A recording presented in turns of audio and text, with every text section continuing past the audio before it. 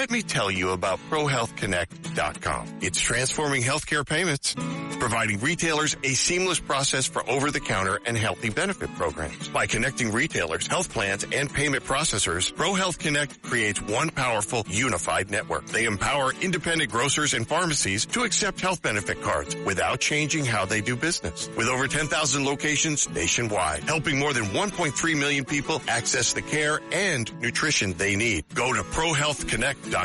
Well, hello. You know, we haven't done this in a while because I'm very concerned about the friends who were unfairly persecuted for alleged offenses over January 6th.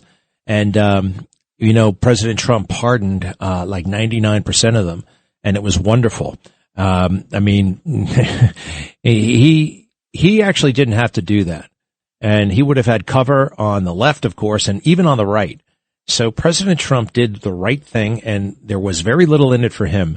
He just did the right thing, and I think it's beautiful. However, not everybody did get pardoned. Some of the cases are a little bit more complicated. Zach Rehl joins us. Did we get that? Zach, we've talked before. Zach, how are you, first of all? Good to see you or hear you. Good, yeah. Thanks for having me on again. The fight still goes on for us, some of us, you know, and for those who don't recall who I am, like I said, I'm a military vet, Marine Corps vet. I'm disabled, you know, and I haven't been able to get any of my benefits because of that.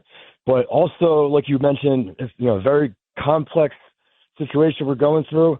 You know, like we have to actually still appeal our sentences, basically. All right, now do me a favor. Let's go through it.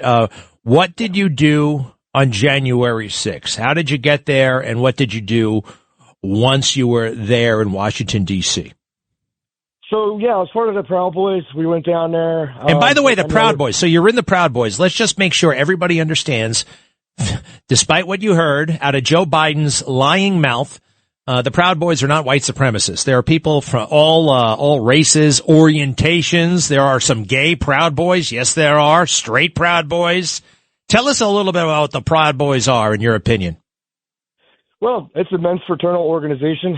Fraternities in America have been around since the beginning of our country, the founding of our country. And this one's no different. I mean, like half the group just wants to hang out and get drunk and hang out with each other. And there's a few of us that like to get involved in patriotic events, showing up to support President Trump, things of that nature. You know, nothing out of the ordinary, nothing crazy. And, you know, for me, January 6th wasn't any different. I went to about 30 rallies in the past year by the time January 6th rolled around. And, you know, there was nothing crazy at these rallies. I mean, you know, sometimes you get in a little cross paths with Antifa once in a blue moon, but those are few and far between. Those didn't happen as much as the media made it out to be. But, you know, January 6th, like I said, I went down there. I almost didn't make the event because, you know, we were drinking the night before and just partying. And then, hey man, you know, not for nothing, but, maybe a little bit too much drinking. I mean, you gotta go easy on the booze. What do you do? Yeah, what were you doing for a living on January 5th? What did you do? And how old are you? I'm actually 40 now. I was 36 at the time. I was suffering with the COVID lockdowns like pretty much everybody else. Cause I lived in Philadelphia, so we were still dealing with lockdowns and whatnot. But I used to work for Merrill Lynch. So I did finance work and everything. And I was actually in the process of opening up my own company, but I couldn't do it at the time because the state was all shut down. I got it. So you show up at your Washington, D.C., then what happens?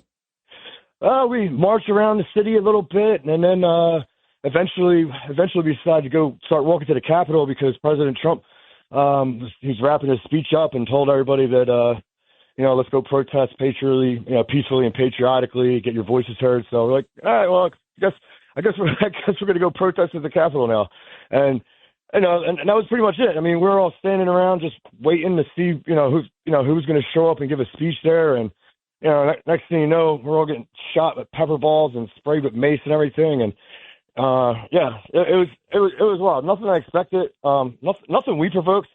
Like I said, we didn't know any of that was even going to happen. No, I mean, I saw the videos. These cops are firing into a peaceful crowd.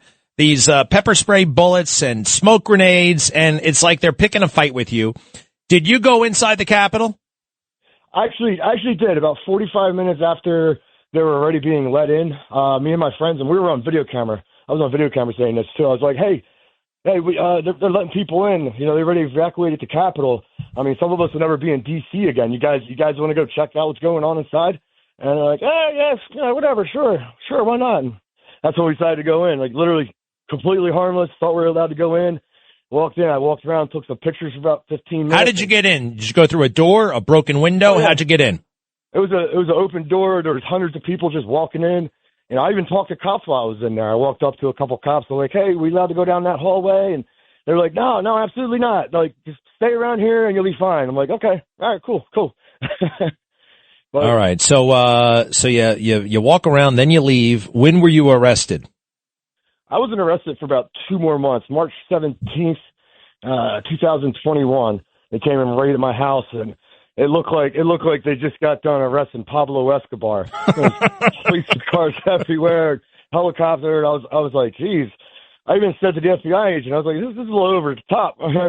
Like, I didn't really do anything that day at all. Like, but what did he say? Because it was over the top, and they did it on purpose. They did it to besmirch, to stigmatize MAGA, not only to get you and you know, also get Trump, but to end a political movement, the MAGA movement, to make us all look like terrorists and or terrorist sympathizers. That's what they did. And that's why they did what they did. It wasn't about legal. It was about theatrics and politics, and it's horrific what they did. And you know what? You can get somebody killed that way. Absolutely, I agree 110%. And the moment I was denied bail was like when I first started realizing that this has nothing to do with serving justice that day. This is all about stomping out the MAGA movement and trying to scare Trump off and trying to run for office again. Had you ever committed a crime before? No, I haven't. I've never served time in prison or anything. And so they denied you bail. They denied you bail. What were you charged with? Do you remember? Yeah, at the time I was charged with that 1512 obstruction of an official proceeding charge. It got thrown out later in the Supreme Court. And like trespassing and standing in restricted grounds, a few misdemeanors. But when we refused to cooperate with the government, which they wanted us to basically just say it was all Trump and this and that, I'm like, no, like, it wasn't all Trump. It wasn't anybody. Like, so yeah, we refused, and then that's when they start tacking on more charges. They came out with a second indictment. How long were you in jail waiting for your trial? I want to say it was a little over 2 years, or close to 2 years, maybe a little bit over. 2 years. You were in jail before a trial. Yes. That's crazy. That is crazy and un-American. And they were all right. So did you go to trial or did you enter a plea? What happened? Oh no, I didn't do anything I was charged with. So I took it to trial with my co-defendants. It was a 6 month trial. It was the longest one out of all of them, and it was an absolute show, literal just show. You know, we'd have all of our motions denied. You know, anytime we caught the government doing something shady, you know, they got protected, but you know, and they were able to cover their crimes up, essentially, really, is like I like to call them. And yeah, they watered down all of the charges so much so that like anybody could have been convicted of the seditious conspiracy charge we were ultimately convicted of. So I mean, the bar was so low, it was almost impossible for this very, very biased jury to rule any other way. All right. Sorry, this happened in D.C. or Philadelphia, by the way, the trial for you? D.C., yeah, D.C. All right. So you get convicted by a trial jury, right? Yes. Oh, my God. Yep. And that's in 23. So you already spent 2 years in jail. What was the sentence? What did they sentence you to? I was sentenced to 15 years. 15 years. The judge even admitted on the witness stand that I didn't cause any violence. I didn't like break anything. You know, I wasn't out there fighting cops. But you know, he tacked on this terrorism enhancement, which basically gave him more leeway to tack on all this extra time. He's like, I understand you didn't do any of this, but I'm going to give you the terrorism enhancement anyway. And it was just like, oh, wow, cool. Thanks. So terrible. Now, okay, you're in there. Where'd you go to prison, by the way? Where was the jail? Well, I spent the first year and a half in FDC Philly. I bounced around a little bit. I did end up at a DC gulag, but ultimately I ended up in Petersburg in Virginia. That was a medium security prison. So first time offender. I had like the lowest points possible for like where I should have been held in custody at, and they bumped me up 2 security levels to be in a medium security prison with all the rapists, murderers, and the worst kind of people on the planet. The people who were very violent. What was it like in there for you? I mean, it was horrible because it was prison for one, and the BOP is just disgrace in general. The inmates didn't treat me too bad, but it was the COs that treated me bad. The COs would always taunt me, or they would, shake my cell down, destroy all my stuff, take my stuff, give it away to other people. What does CO stand for? Oh, corrections officer.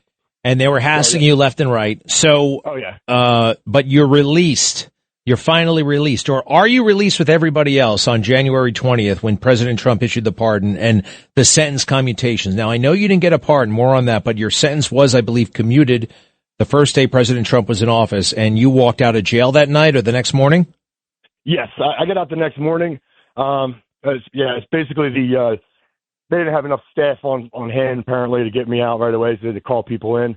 And then I ended up getting processed out like 1 o'clock in the morning, something like that. So, but basically got out close enough that everybody else that I wasn't complaining too much. But what was that like? How did that feel? What did that feel like when you walk out of jail and you got the word that you're getting out of there? What was that moment like? It was amazing. I'm not going to lie. It was definitely amazing. I wasn't even thinking about the commutation versus pardon at the time. I just seen my family. It's the first time I got to hug my daughter in 4 years, so it was awesome. It was really awesome. And first thing I did is I got some real food other than prison food. Well, how old is your daughter? How old is she? Well, I have 2 daughters. I have an older one, she's 21, and then a younger daughter who is turning 5 in a couple months. Wow, so you missed a lot there. Oh yeah, I missed the birth of my youngest daughter. My wife was 6 months pregnant when I got arrested. It was horrible. They actually scheduled one of my bail hearings on my wife's due date. All right, so President Trump, I'm sorry about that too, but President Trump commuted your sentence, but there were, and he said this out loud, there were a handful of people that they had to look a little bit closer at before they pardoned them, and you're in that group. Why are you in that group? You have not been pardoned, is that correct? That is correct. Okay, why not? The only people who were not pardoned were the people charged with the seditious conspiracy. And there's only 14 of us who were charged with that. And we're, so for whatever reason, we're just on the hook. And all of us, we probably did almost nothing about anybody. I mean, just walked around. Most of us just walked around and left, and we got stuck with this conspiracy. I honestly think it just has to do with groups. We were both in groups. The other guys who were given the sedition, they were part of the Oath Keepers, and I think the government was trying to give off their best chance of getting Trump off the ballots. That was a big thing during election season, with Colorado and everything. And they're trying to tie the Oath Keepers and the Proud Boys to President Trump. So they kept tormenting us as much as they could to try and get us to break, so that way we'd go, turn against Trump. But none of us did. So we're probably some of the most loyal people. I'm not saying it's not a measuring contest of any sort, but we were put through the ringer a lot, and we stood our ground and supported President Trump. And it's just sad that we're still fighting to try and get our names cleared. I hear you, and this is a big burden having a felony conviction you got to deal with. Let me just ask you a couple more quick things. Yep. The president said he was going to review this. Do you have any indication from the Department of Justice that this conviction is under review, that they're looking at it? Are you communicating with them? Is there a back and forth? There's no back and forth whatsoever. The only indication we got for anything was we all put in pardon applications, and our pardon has been said to have just been pending. That's it. The only thing we're doing is going through the appeals process and trying to fight it through the appeals court, which has been a whole other hassle of delays and stonewalling and everything. So, all right. Well, look, let's stay on this, okay? I think you're innocent. I'd like to know a little bit more about your case and the other guys who are in your situation. By the way, Enrique Tarrio, did they hit him with a seditious conspiracy? Yes, actually. He was actually one of the few that were pardoned. There was another guy who later got pardoned a few months later, So really, that's where I got the number 12 of us who have not been pardoned. Have you talked to that guy, the guy who got pardoned a few months later? I mean, maybe you can figure out, how that happened for him, and the same thing could happen for you. I've tried. Nobody's been able to get a hold of him. He's an older, retired guy. He lives on a farm somewhere. Yeah. Hey, you know what I think? Road trip. You're gonna go knock on that guy's door. Although, but definitely call him ahead of time because some of these guys. You know what I'm talking about. Listen, yeah. Zach, I want to help. How do you spell your last name? It is Rehl. Rehl, Zach Rehl. What are you doing with your time these days? Because, let's face it, you're a convicted felon, and that's tough. So what are you doing? How do you make ends meet? Well, I'm doing little side jobs here and there whenever I get one. I'm also fighting my case myself. I'm representing myself pro se. I know. That's a tough one. We got to get you a lawyer. All right, man, oh man, oh man. Zach, what's your social media? Are you on the social media? Because that's a very important way to get the word out. Oh yeah, of course. I'm on X. I'm on Facebook. That's Zach Rehl, ZachRehl. I have a Give and Go too under Defend Zach. Since ongoing issues and trying to raise funds just to survive. All right. Well, listen. Good luck. We're gonna do some videos later in the week or next week, and I want to write about you, too. I find this fascinating. I don't think you should be in this situation. And let's see what we can do. All right. I wish you all the best, but let's stay in touch. All right. Sounds good. All right. Thanks for having me on. Zach, everybody. Zach, can you imagine that? Just going down there and being hit and sentenced to 15 years in jail? That was just an effort to cancel the greatest political movement, the Make America Great Again movement, and they're still trying to kill it. It's tax season, and at LifeLock, we know you're tired of numbers. But here's a big one you need to hear. Billions. That's the amount of money in refunds the IRS has flagged for possible identity fraud. Now here's another big number. 100 million. That's how many data points LifeLock monitors every second. If your identity is stolen, we'll fix it guaranteed. One last big number. Save up to 40% your first year. Visit LifeLock.com/podcast for the threats you can't control. Terms apply.